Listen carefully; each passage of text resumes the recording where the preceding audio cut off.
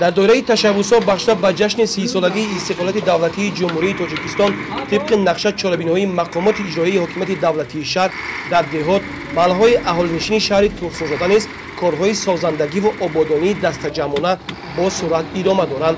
در این سمت صاحبکاران، تاجران و شخصان سخاوتپیشه سهم ارزنده گذاشته همه روز از تشبوس‌های نو به نو به قید گرفته می‌شوند.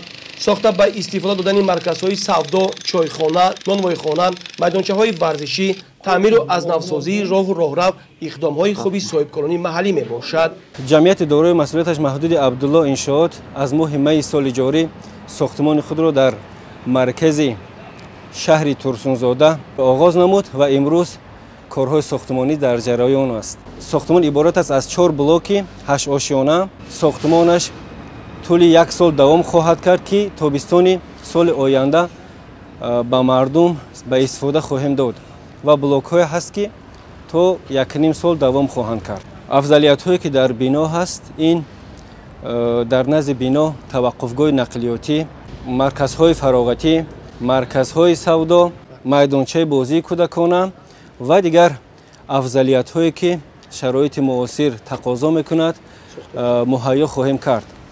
ما صاحبکاران نیت داریم که بهر آبادی وطن و سازندگی و گلگون شکوفانی وطن عزیزمون سهم گذاشته باشیم. بخشیده به 30 سالگی استقلالیت دولتی جمهوری تاجیکستان در شهر ترسونزاده نزدیک به 500 انشاءات تعییناتشان گوناگون به نقشه گرفته شده تا امروز یکچند خانه‌های بلند آشیانه، مرکزهای سودا، میدانچه‌های ورزشی، دکان‌های خدمتی معیشی از جانب صاحبکاران وطندوست و آبادکار محلی مورد بهره برداری قرار گرفت که عین حال همه آن فعالیت خوب دارند. کارهای ساختمانی در آمفی‌تئاتر برای 574 جای نشست واقع در باغ فرنگی شهر، خانه‌های بلند آشیانه 2، 3، 4 حجره‌دار، مرکزهای سودا و میدانچه‌های ورزشی متشکلانه جریان دارد.